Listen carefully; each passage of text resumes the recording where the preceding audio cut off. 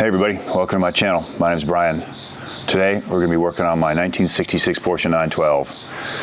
When you have like 9 cars and a couple motorcycles, there's never a shortage of stuff to work on. But I was messing with the carburetors on here for a misfire. I think I have that sorted out, but I noticed a noise coming from the generator area.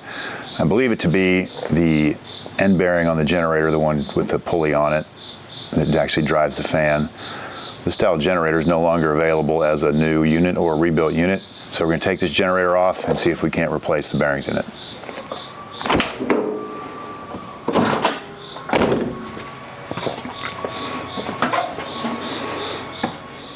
So the noise I was hearing, kind of a clack, clack, clack noise, was coming from this area of the generator. So there's a bearing in this end and a bearing on this end out by the fan. Typically this will be the bearing that would go bad, because this has the pressure of the belt on it. So we want to kind of do a fine line between having this too tight that you wear out the bearing, or too loose that your fan belt flies all over the place or slips. So let me take the pulley off and we'll spin this and see what we can hear. Let's see if this will blast it off.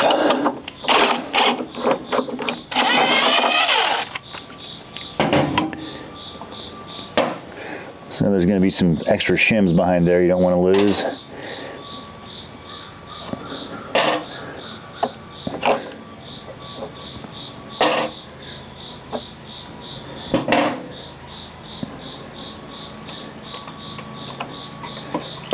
Pull the belt out of there, and there will be shims inside between the pulley halves, and that's what adjusts your belt tension.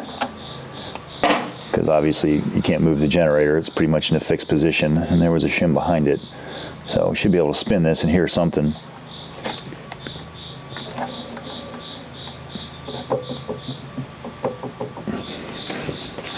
I don't know if this will show up sound-wise or not. Sometimes you can put your ear to a screwdriver.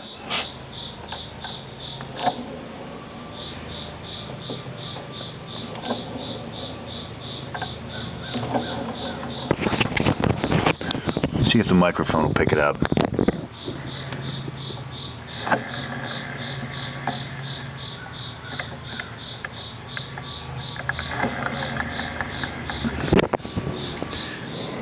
So remember, there was one shim behind it, and then a flange. So let me unhook the battery, and then we can try to remember how to get this out of here. I went ahead and disconnected the battery. So now we need to unwire it. So instead of like writing all over it, I'll just take a picture of what wire went where, because the one with the fork goes on the bottom, so just remember that. So brown, brown, black. I guess these are probably 8 millimeters.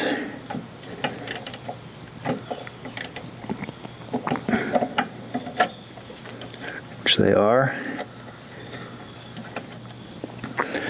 Okay, so this one's captured. So that's kind of a homemade fork ring terminal.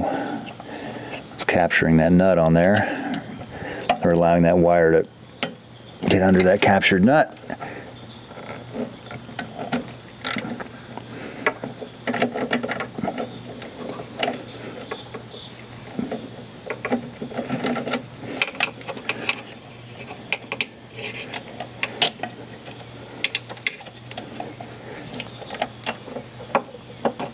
I'm not sure if that's going to get in there.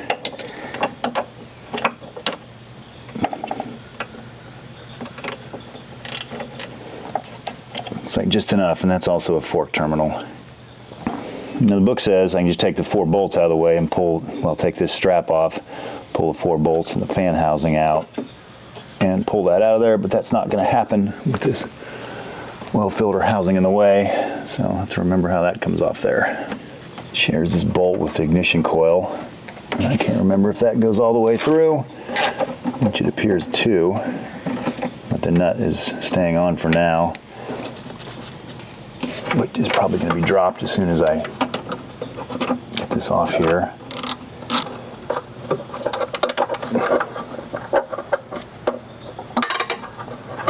So we'll find that with a magnet here in a minute. There was a washer and a lock washer too.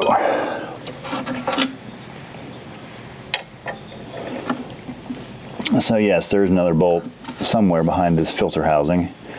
So unfortunately, all this is in the way, so this oil line's going to have to come off, and then this bolt, and we should be able to pull this out. Connection's 12.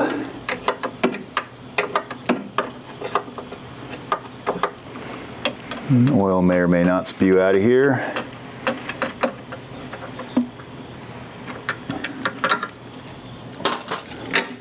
This is a 13.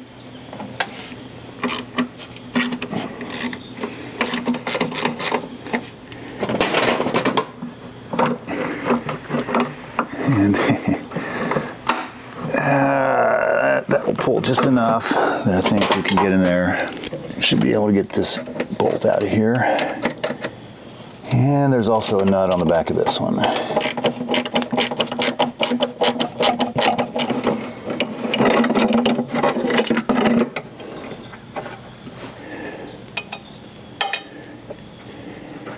Okay.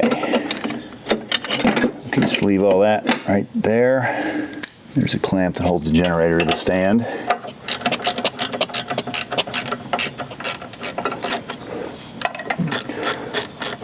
Which is a 13.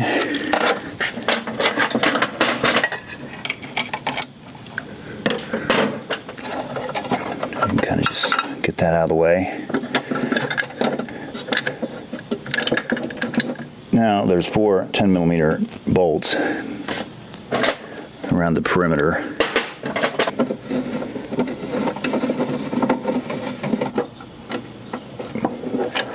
Why don't you tell me oil was running everywhere?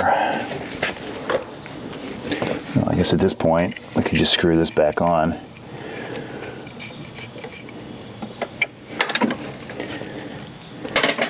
And soak that oil up. All these bolts are out, and I'm pretty sure it's not going to clear that, but we'll see.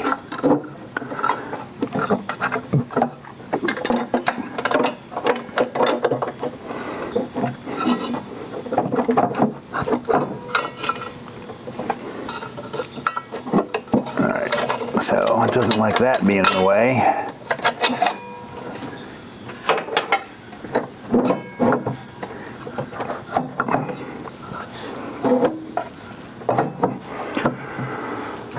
Nope. So I believe this whole generator stand's going to have to come out of here. And these should be all 13s down here.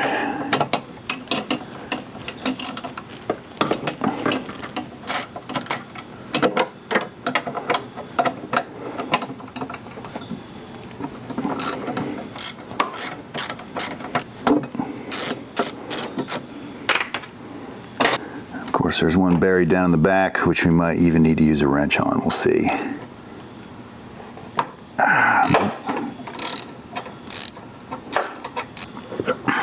The bolts on the back are actually slotted, so I probably don't need to pull these all the way out. But we're almost there anyway. So let's see if this will slide out.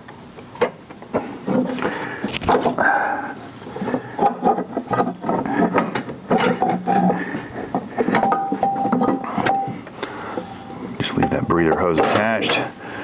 Now this whole generator setup should pull out here. Should probably cover this hole, keep anything from falling in there. Now it should come out. Okay, there we go. Now I'm up on the bench and the vise. It should be a 36mm nut on the back.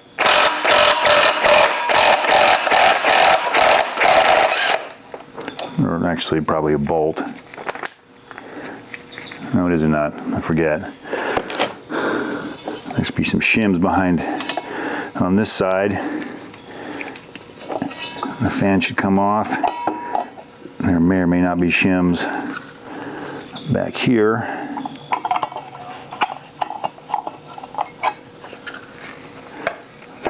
Keep all that together. There is a shim on the back.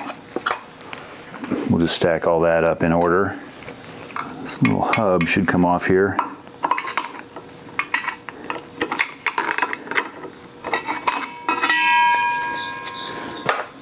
There's a little hub on the front.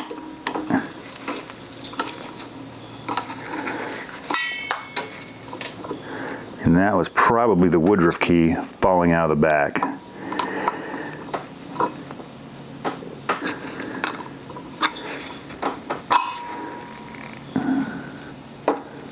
There should be one here, and let's go ahead and get this out before it falls out. And now I'm going to go hunt for the back one. There are rods that run all the way through that hold this plate on the back and also hold the generator together. It's a regular screw head on this end and then a 10mm nut out here.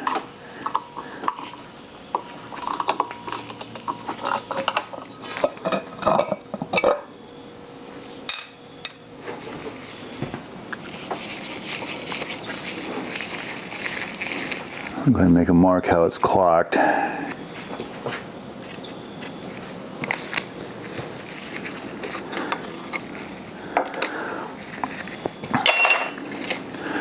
need to pull these brushes out.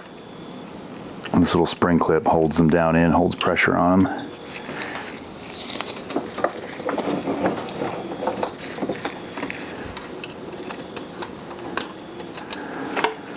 So one or the other of these end plates should come off.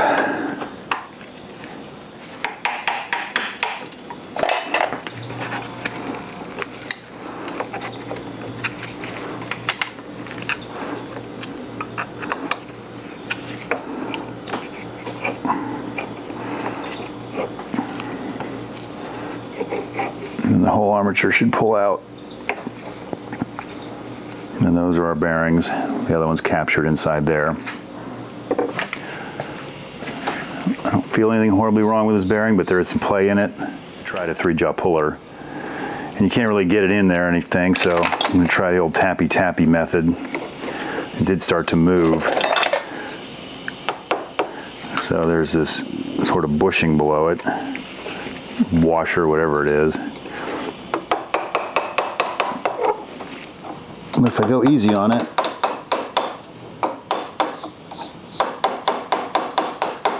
it is starting to move.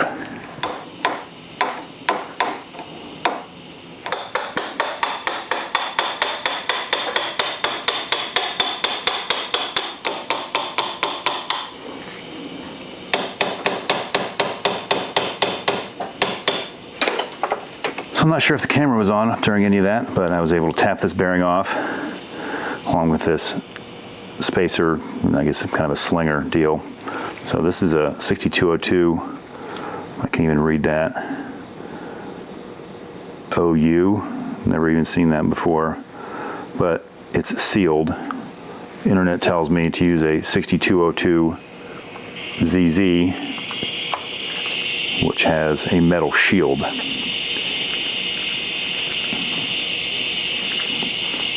This one doesn't feel bad, but it does have a little more clearance than I would like, or a little play in it.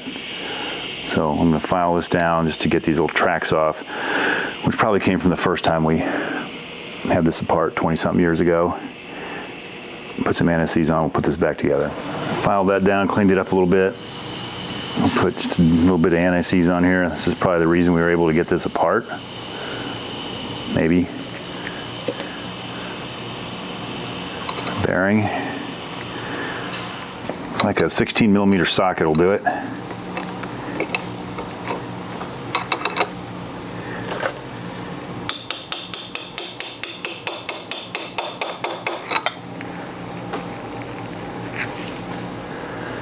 And I believe the slinger went on, followed by the spacer. Not really sure which way the spacer came off, but we'll go with this way.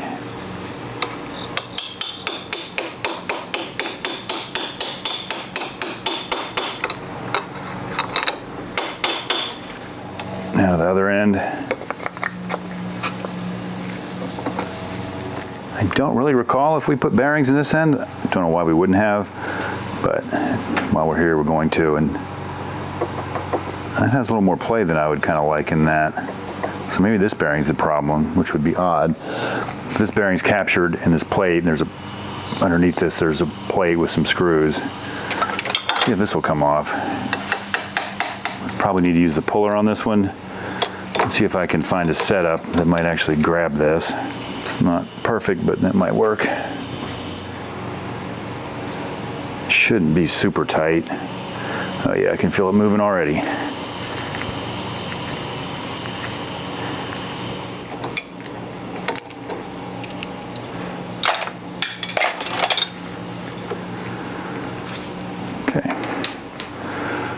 So there's a spacer that goes in there, which I promptly dropped, such as every other one on here.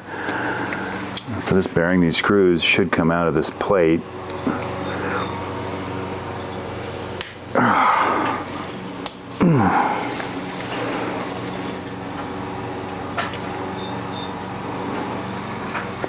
Bearing should just push out of here.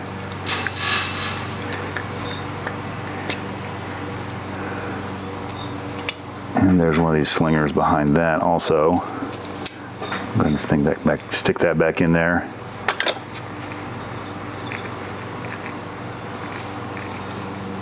This bearing doesn't feel horrible, but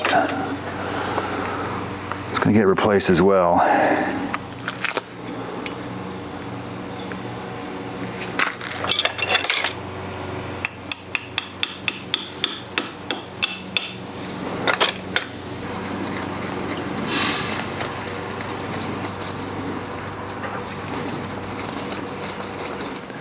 All right, let's see if I can get this back together in the right order. Little NSC's on there.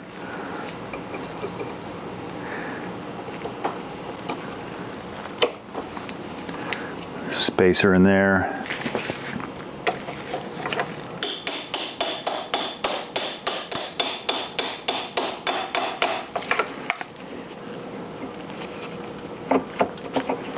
There we go.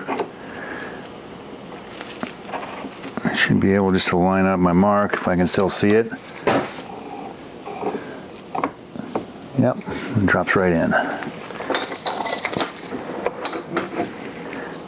The long bolts go up through.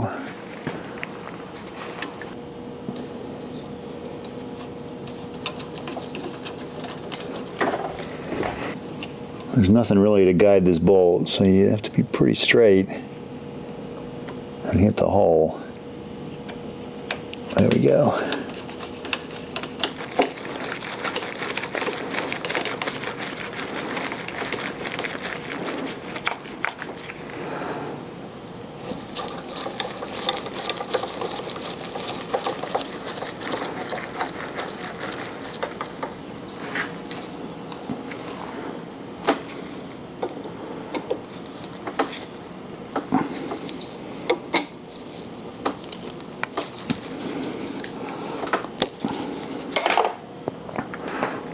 Okay, woodruff key. And I'm pretty sure the short hub was the one that went on the back.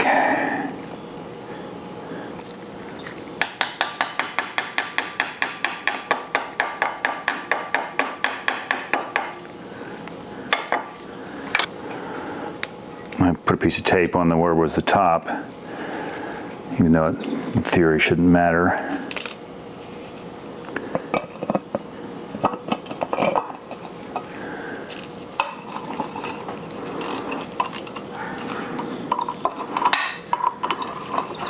So the disc, one shim,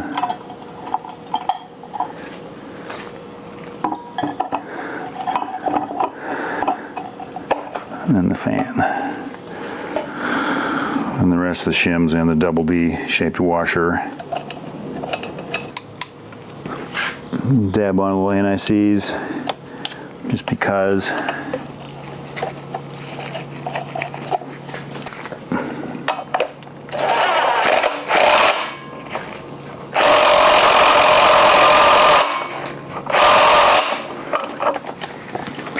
Don't really want that coming loose. That seems good now. So I had some new brushes in my junk drawer. We'll just compare them to what's in there. So there's maybe 3/30 seconds, 2 millimeters or so worth of wear. So I think these will go back in, and we'll save those for a rainy day. Just pull this clip out of the way. The brush will slide in. You put this clip back, and that is what holds the pressure on the brush. Now here, woodruff key.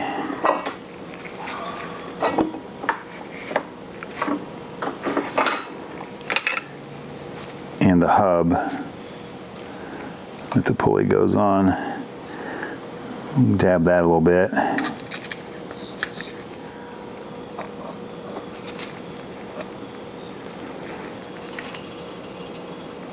It's good and quiet. There's just a hair play, but I think that's between the bearing and the housing actually, so I think we're good.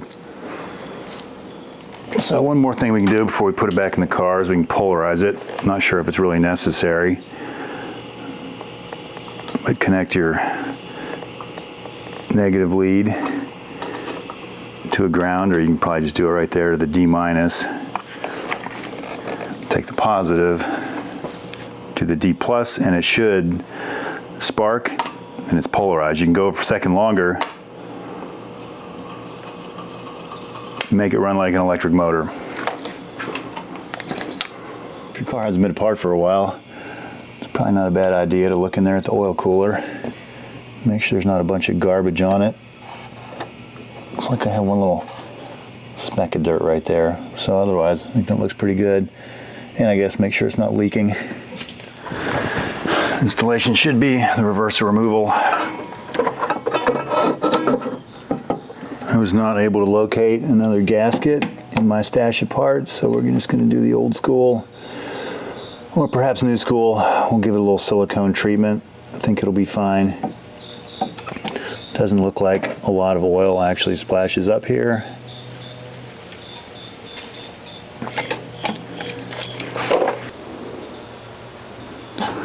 Could let that set up for a minute, but this stuff is pretty gooey, kind of thick as it is.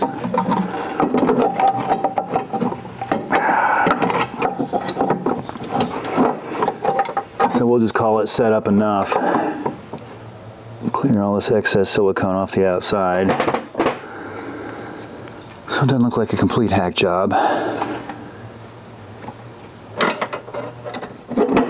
So I have the stand in here. And I realized I had the generator clocked wrong. So we'll just roll that 90 degrees.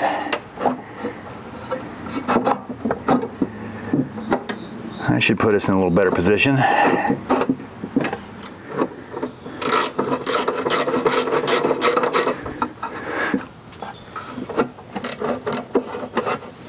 This is all back together. I got the wiring done.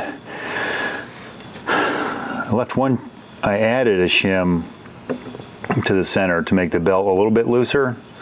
Might have been a little tight. It's hard to judge. So let me buzz this down.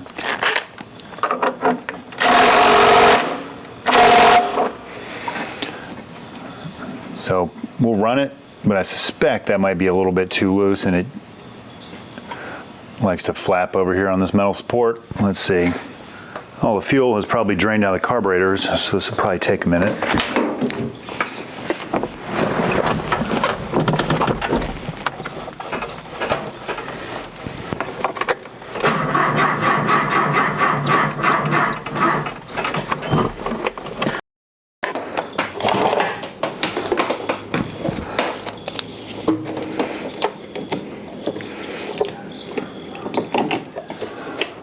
%, that's not going to work. So we'll let this charge for a bit. It's the next day. The battery should be fully charged. I looked in the manual and it called for, just out of curiosity, 1/2 inch to 3/4 of an inch of deflection when you press on the belt. So it's right at the 5. So that's a 1/2 inch. I really can't get to 3/4.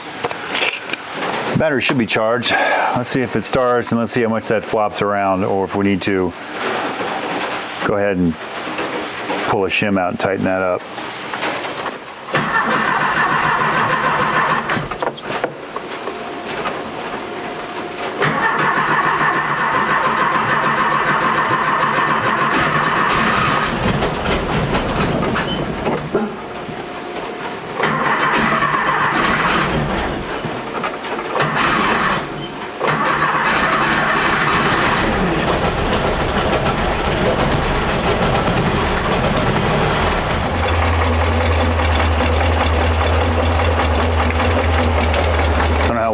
to show up.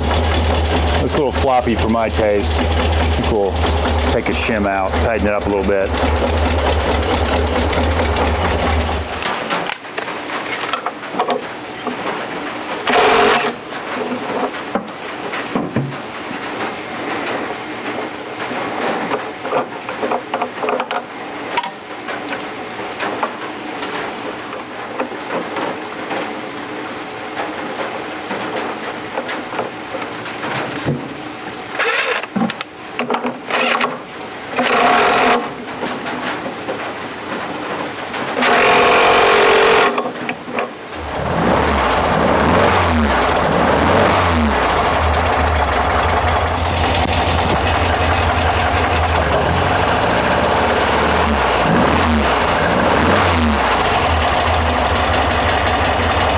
The belt's not flying around either, so even if those bearings weren't terribly bad, at least I know they're new.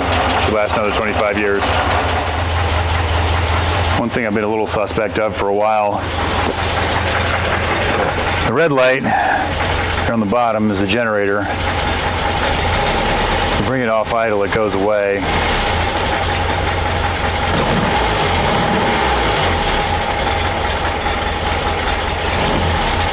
Let's see what it's actually charging.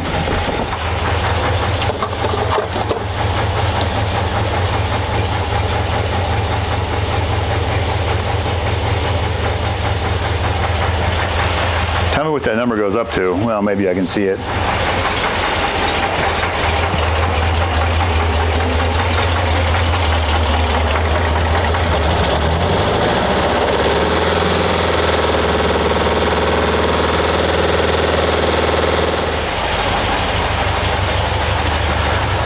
So even revved up, the number's about 12.75 volts. I don't feel like that's enough. I had purchased a voltage regulator for this before, and they ended up using it on the dune buggy. So I think I'll order a voltage regulator and we'll go through the steps of replacing that. Finally got the new voltage regulator. Of course, it's different than the old one, so I'm hoping that the bolt holes will line up. I don't have to modify too much. And it looks as though the terminal should just swap onto that. So I have the battery disconnected. Unbolt this, because I believe the bolt should mount all this stuff. Get this hooked up. So it's a few days later, but I did get the new regulator installed. I only had to really modify one terminal to put a ring terminal on it, and I heat shrinked it to make it look like it was a real deal. Everything else pretty much lined up, other than it doesn't look like from the 60s. But anyway, let's see if it works. This time we'll put the load tester on it and see how that reacts.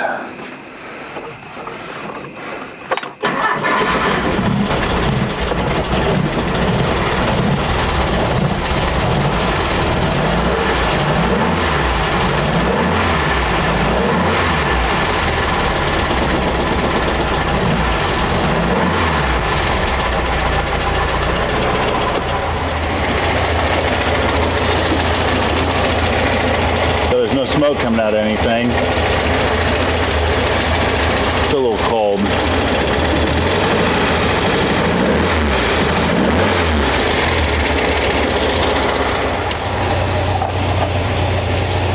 I'm not sure how it'll react when I put a load on it.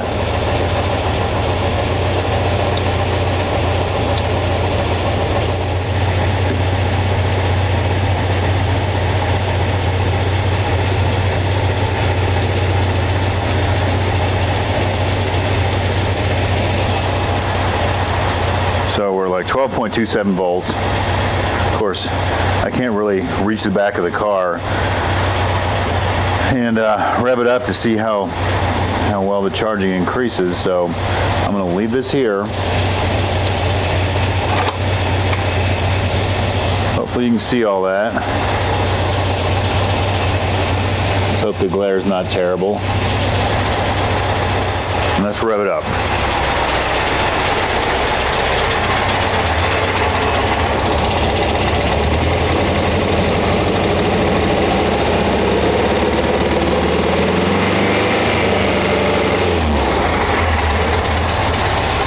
Try this back where we can do something. So I I essentially have the voltmeter hooked up to the regulator that goes to the battery and grounded. So let's see.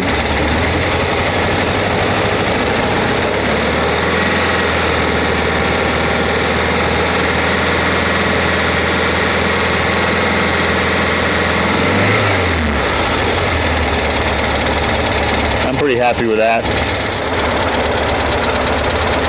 It's nice what clean idle jets will do for you.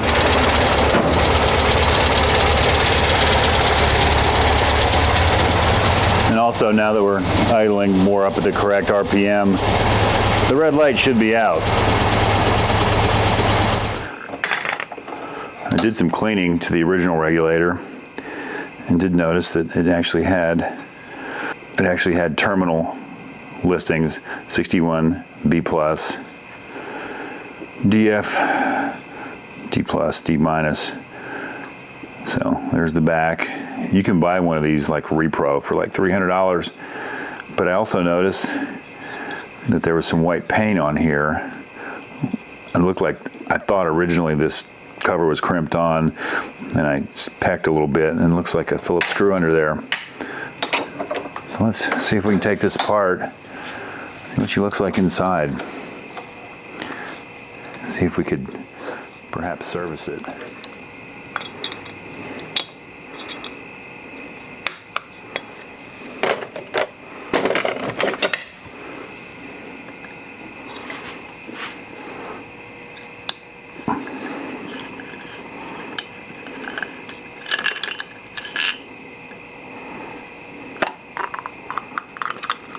Oh man, I was not really expecting all that.